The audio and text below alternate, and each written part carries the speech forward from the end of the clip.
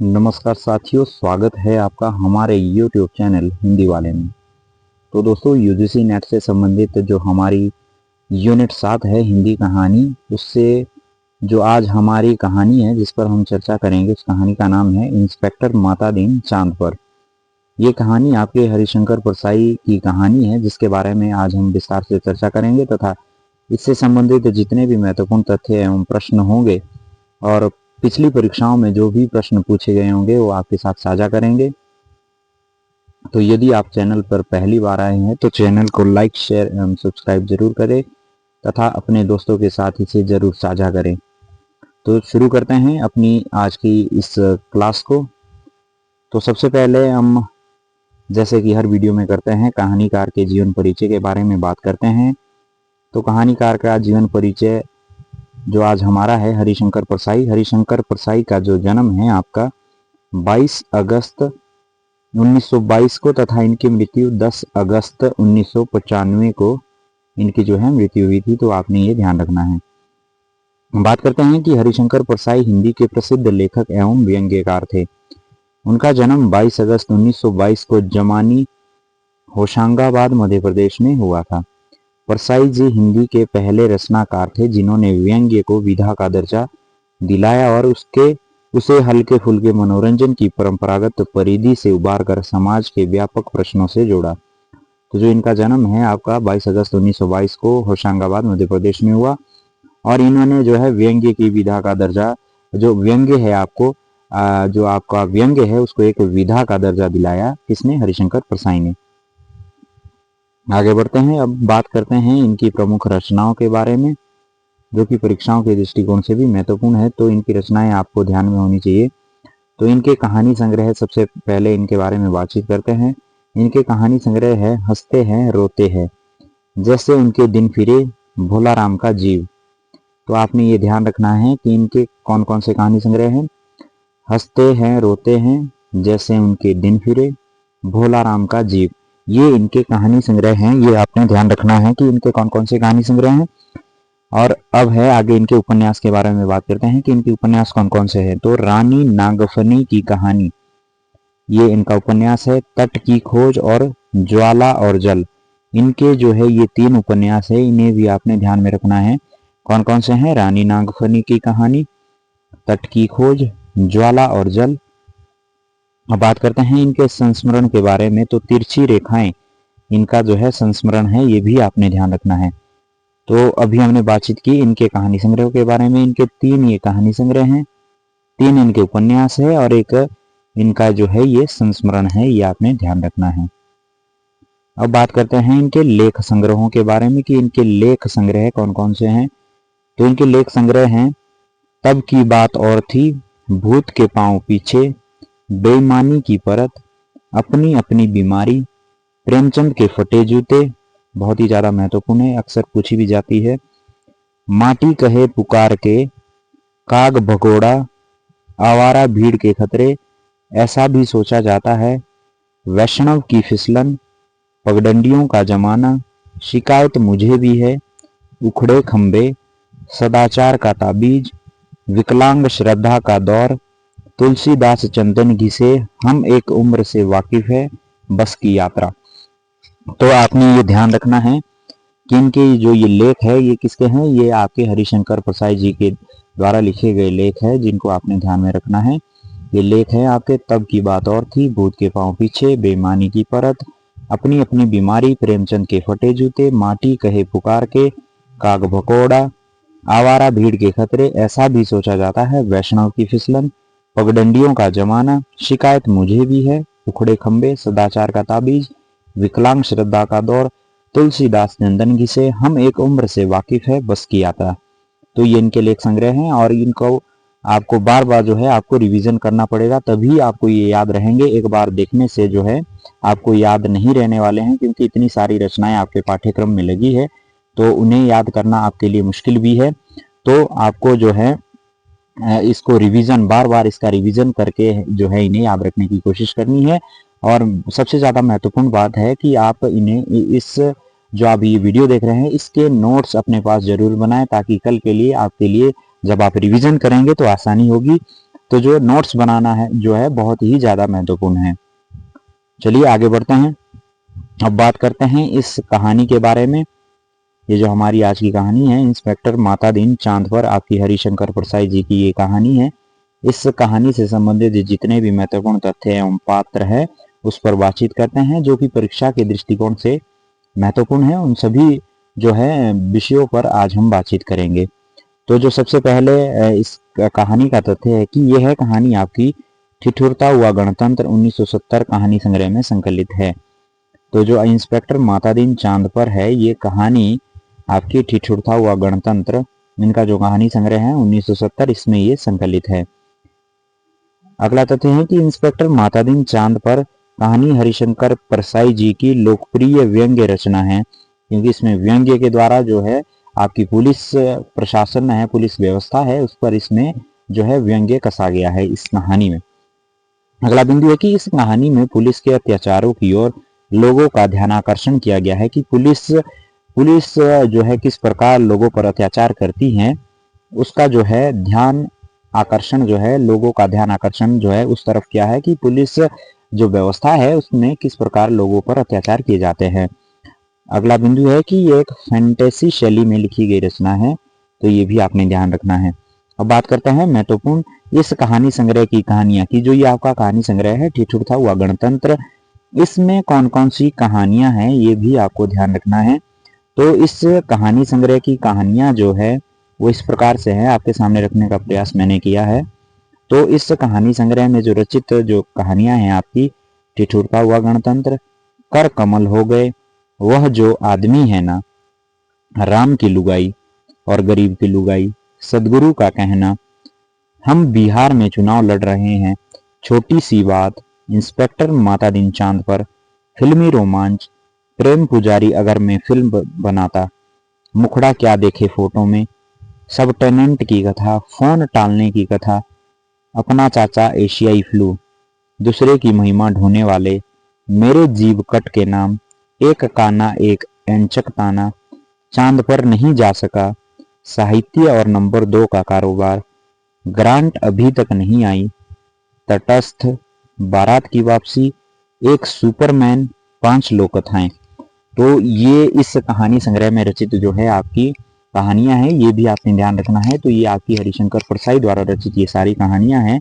ये जो है जब आप बार बार रिवीजन करेंगे तभी आपको ये ध्यान में रहेगी, ऐसे आपको ये ध्यान में रहने वाली नहीं है। तो आप जो भी चीज पढ़ते हैं, जिस भी विषय को आप पढ़ते हैं, जिस भी टॉपिक को आप पढ़ते हैं, उसका रिवीजन करना जो है बहुत ज़्यादा ज़रूरी है। तो रिवीजन जो है एग्जाम के दृष्टिकोण से बहुत ही ज़्यादा महत्वपूर्ण कड़ी है। अब बात करते हैं कहानी के पात्रों के बारे में कि इस कहानी के में जो है कौन कौन से पात्र हैं। तो सबसे पहला पात्र है मातादीन, जिसके इर्द गिर्द ये कहानी आपकी घूमती है। जो मातादीन है, मातादीन कौन है कि सीनियर इंस्पेक्टर है, एमडी साहब है, पृथ्वी से चांद पर सलाहकार के रूप में गए।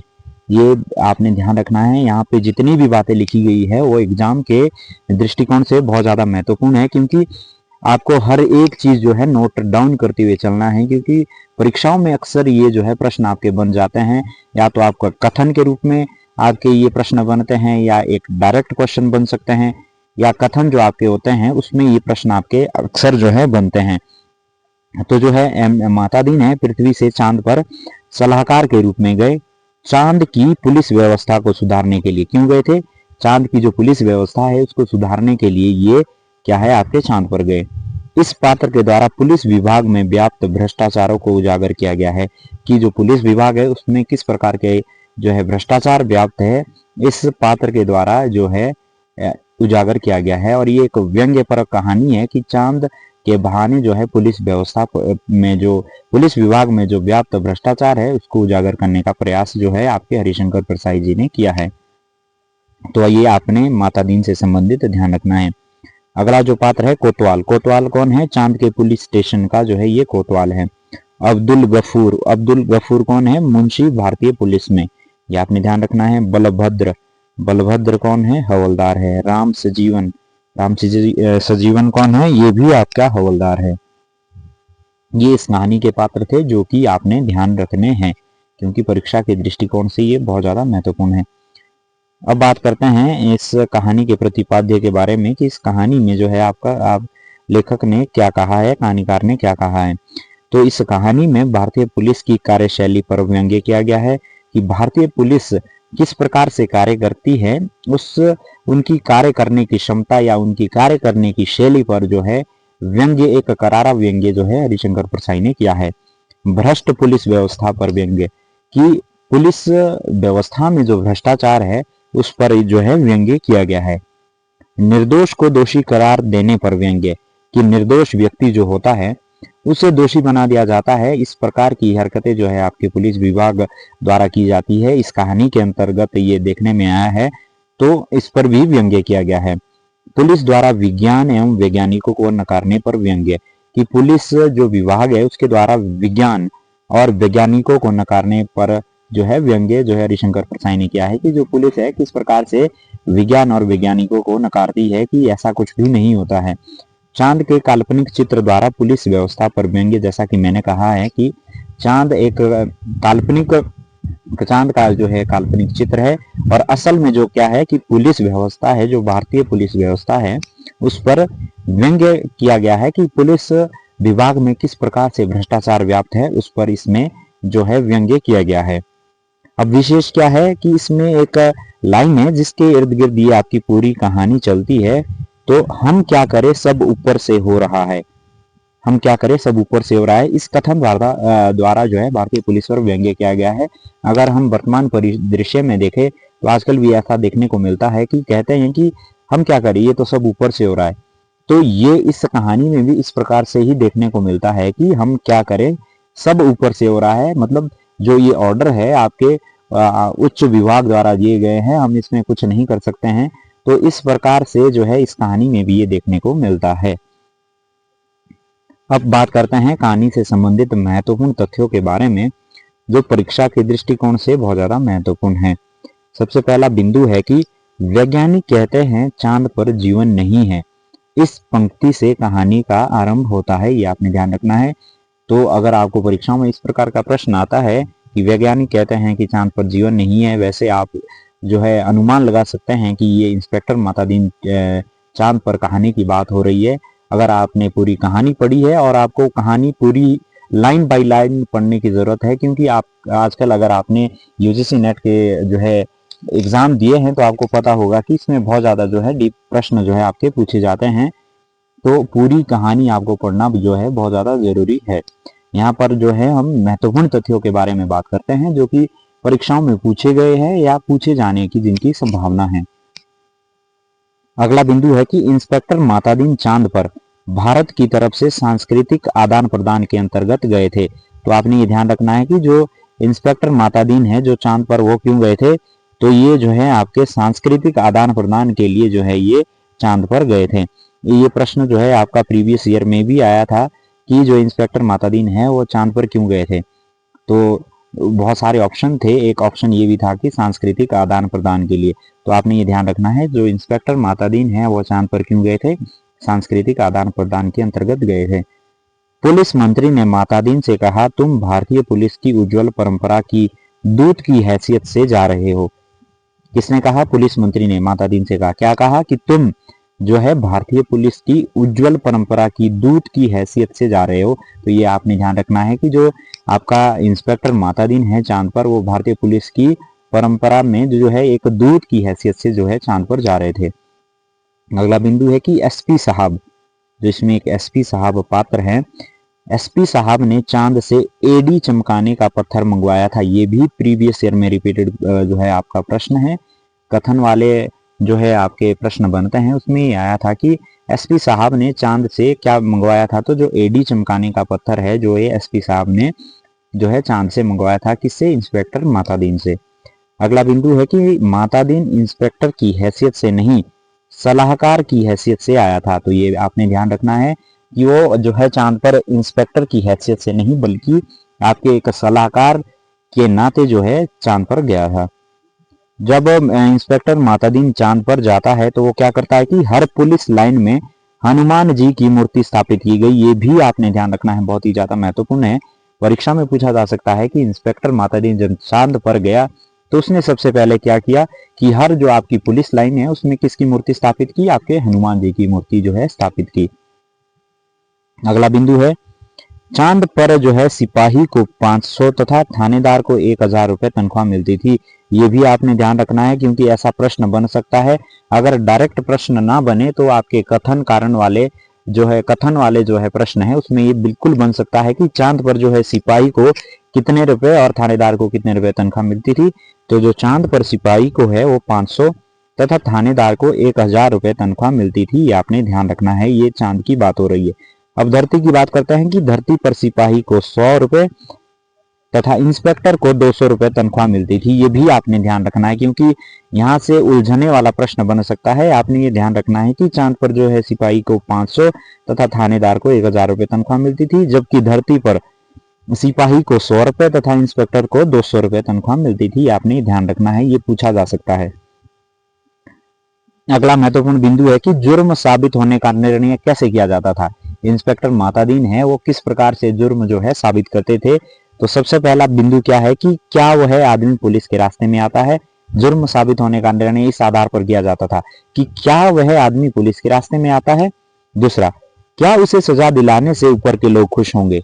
ये दोनों जो है इस जुर्म जो है साबित करने के जो है आधार थे। क्या आधार थे कि क्या वह आदमी पुलिस के रास्ते में आता है, दूसरा कि क्या उसे सजा दिलाने से ऊपर के लोग खुश होंगे। तो ये भी आपने ध्यान रखना है, ये इस कहानी में आया है। ऊपर से हो रहा है 25 सालों से सरकार को बचा रहा है।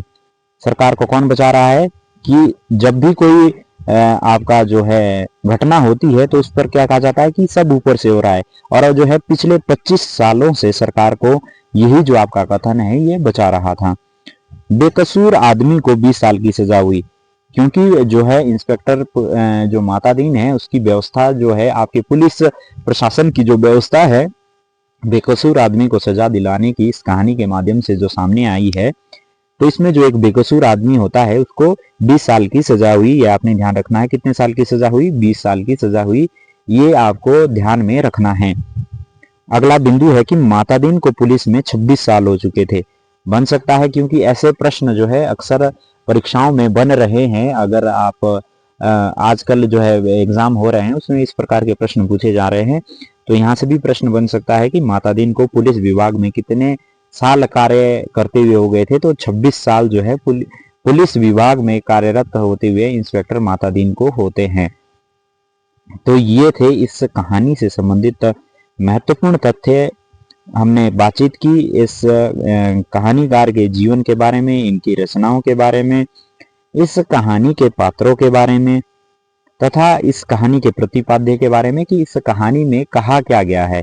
तो और इसके बाद जो इस कहानी से महत्वपूर्ण तथ्य बन सकते थे जो कि परीक्षाओं में अक्सर पूछे जाते हैं और पूछे जाने की बिल्कुल आपकी संभावना है। तो ये आपके इस कहानी से संबंधित महत्वपूर्ण तथ्य थे जिन्हें आपने ध्यान में रखना है। और उम्मीद करता हूं कि आपने इन सभी जो मैंने तथ्य आपके समक्ष रखने का प्रयास किया है इन्हें अपने नोट्स में आपने लिख लिया होगा ताकि आपको कल के लिए सिर्फ रिवीजन करने की आवश्यकता रहे और आपके ध्यान में ये चीजें रहे। तो आज की क्लास के लिए बस इतना ही। अगर आप चैनल पर पहली बार आए हैं तो चैनल को लाइक, शेयर एवं सब्सक्राइब जरूर करें तथा अपने दोस्तों के साथ इसे जरूर साझा करें।